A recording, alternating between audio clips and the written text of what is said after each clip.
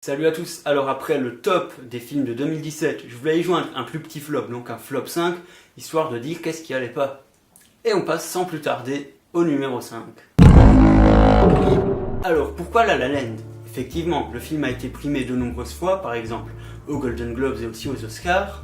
Alors s'il est dans ce flop, c'est plus pour en faire un exemple. Et justement, je le mets en 5ème position pour ça, parce qu'il est pas si mauvais.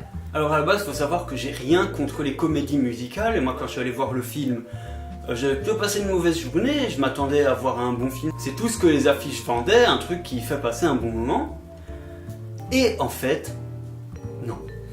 Je dis pas que le film fait passer non plus un mauvais moment, mais c'est assez oubliable. Et le problème que j'ai avec ce film, c'est qu'il se la pète beaucoup trop. Et c'est pas seulement à cause de la campagne de pub, mais c'est justement au sein même du film. Depuis que Damien Chazelle a réalisé Whiplash, en gros, il a eu tous les pleins pouvoirs à Hollywood pour faire un gros film, donc La La Land. En fait, le problème du film est qu'il est beaucoup trop démonstratif, donc ils veulent utiliser énormément de plans séquences, des effets comme tout le décor qui devient noir, alors que ce que raconte concrètement la scène ne mérite pas autant d'effets in your face. Ça fait un truc vraiment très matu vu, et tout est criard en fait dans ce film. Surtout pour ce qui est décors et costumes qui sont hyper bariolés, ça manque vraiment de subtilité. Sans compter évidemment que le scénario reste plat, et le propos du film qui est tout simplement le jazz c'est bien, qui se permet même de dénigrer un petit peu les autres musiques. Surtout que c'est le 3e film de Damien Chazelle à parler de jazz, donc c'est-à-dire tous ses films. Ça devient redondant, et c'est chiant. Alors Star Wars 8 a énormément de défauts, mais moi c'en est deux qui m'ont particulièrement marqué.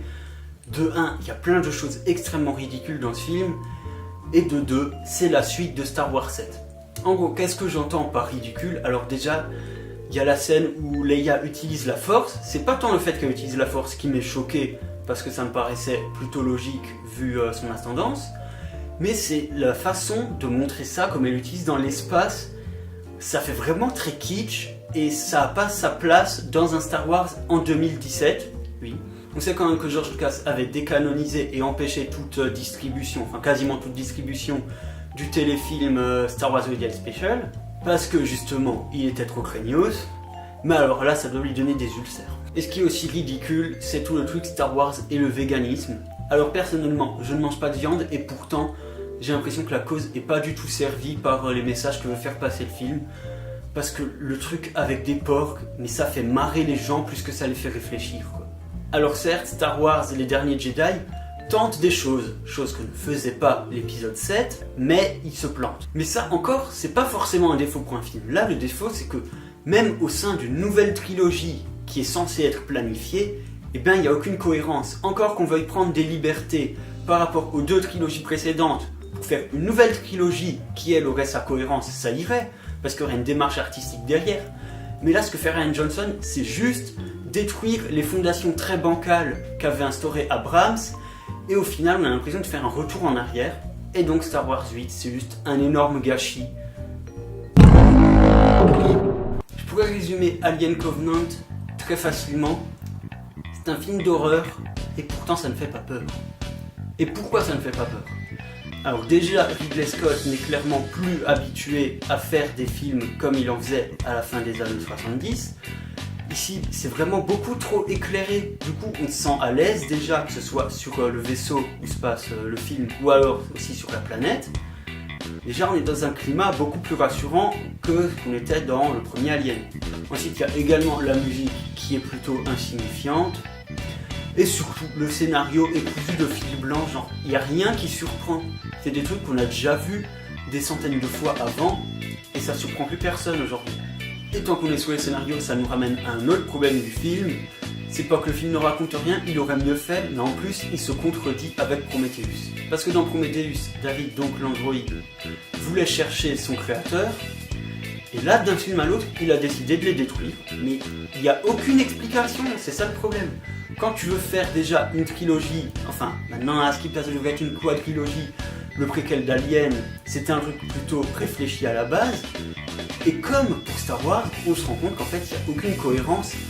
Alors que pourtant, là, c'est le même réal qui est derrière. Et c'est encore plus dommage parce que ce film, je voulais l'aimer, parce que selon les interviews, Ridley Scott avait pris en compte les critiques qui avaient été faites à Prometheus et semblait dire que c'était corrigé dans ce film. Alors en plus ça garde beaucoup de défauts de Prometheus en en corrigeant quand même quelques-uns, mais en plus il en rajoute de nouveaux. On se consolera quand même en se disant que Ridley Scott a réalisé tout l'argent du monde, ça équilibre un peu la balance pour 2017. Et nous vient Transformers The Last Knight, qui comme Alien Covenant et comme Star Wars 8, nous revient lui aussi avec des problèmes de continuité. Et je râle déjà depuis 2 films, mais la continuité c'est important quand on prévoit une saga. Encore si c'est un truc où chaque réalisateur vient des années après parce qu'on a voulu faire une suite d'un truc qui a bien marché, mais sans le prévoir de base. Et donc le nouveau réal vient apporter ces quelques trucs en plus, justement comme les premiers Aliens, à chaque fois Cameron, Fincher, Jeunet, etc. ils avaient apporté quelque chose de nouveau à la saga. Et ça fonctionnait parce que rien n'était établi et c'était pas prévu. Du coup, ils trouvent des excuses un peu bateaux, mais au moins, il y a des explications. Et ce nouveau Transformers est d'une tristesse parce qu'on sent que Michael Bay n'en a vraiment plus rien à foutre. Alors que l'opus d'avant, il nous avait fait des trucs vachement intéressants. Déjà par les nouveaux visuels qu'il nous offrait et par tout ce qui était reboot, mais en même temps en étant une suite des 3 premiers Transformers. Et justement, cette nouvelle saga semble être très bien lancée, et ce n'est pas le cas. Parce qu'on sent qu'il a que 2 motivations pour ce film. Faire péter un maximum les nouvelles technologies, genre c'est le premier film filmé en IMAX 3D, mais genre pas en post-conversion, mais vraiment avec 2 grosses caméras IMAX l'une à côté de l'autre, pour avoir le maximum d'effets et de petites particules dues aux explosions faites vraiment à la main. Et donc il est attiré par tout ça, les effets spéciaux et tout, et aussi sûrement son chèque. D'ailleurs il a dit que ce serait son dernier Transformers, et tant mieux. Là il veut faire des trucs plus intéressants comme No Pain No Gain, et pourtant j'ai beau défendre Michael Bay quand il est défendable, ici ce n'est pas le cas parce que même sa réalisation, j'ai des gros reproches à lui faire. Déjà il retombe dans ses torts, comme avec Transformers 2, on était beaucoup plus loin des personnages, parce qu'on voulait filmer les Transformers en plein cadre et ne plus être au niveau des humains. Alors voilà, déjà l'implication émotionnelle envers les personnages en prend un coup, et ensuite on a ces putains de changements de ratio de cadre hyper mal gérés. Alors quand on prend l'exemple de Nolan et du Dark Knight, moi je ne l'ai pas vu au cinéma mais en tout cas en Blu-ray, la transition entre les plans en IMAX et les plans en cinémascope se fait de manière beaucoup plus douce que dans Transformers. D'une part parce que ça arrive beaucoup moins souvent, dans Transformers des fois c'est limite le champ est en IMAX, le contre-champ en scope, et l'écran de cinéma qui lui-même est en 2.35 donc format cinémascope, on aurait beaucoup plus gagné à passer d'un 16/9 comme ça qui remplirait, qui aurait juste ces 2 barres noires sur les côtés et d'un coup le passer en scope comme ça, plutôt que littéralement avoir des barres noires des 4 côtés. Mais bon, Transformers reste limite agréable comparé au numéro 1 de ce flop. The Rings est une arnaque cinématographique, si encore on pouvait parler de cinéma, parce que là j'ai littéralement vu des téléfilms beaucoup plus mouvementés que ce film. Film qui d'ailleurs était gardé dans les cartons depuis très longtemps, et il aurait dû y rester. Mais ce film est d'un vide, excepté les incohérences évidemment, et c'est pas des incohérences vis-à-vis des opus précédents, mais lui-même au cours du film introduit des éléments et ne les respecte pas. Ah oui, et je précisais que c'est un film d'horreur. Non, parce que quand on le voit, on en vient vraiment à douter parce que le film ne fait peur à aucun moment. Parce qu'un bon film d'horreur, c'est censé faire peur. Un film d'horreur moyen, ça doit au moins faire stresser. Quitte à mettre des jumpscares, mais encore faut-il savoir les placer.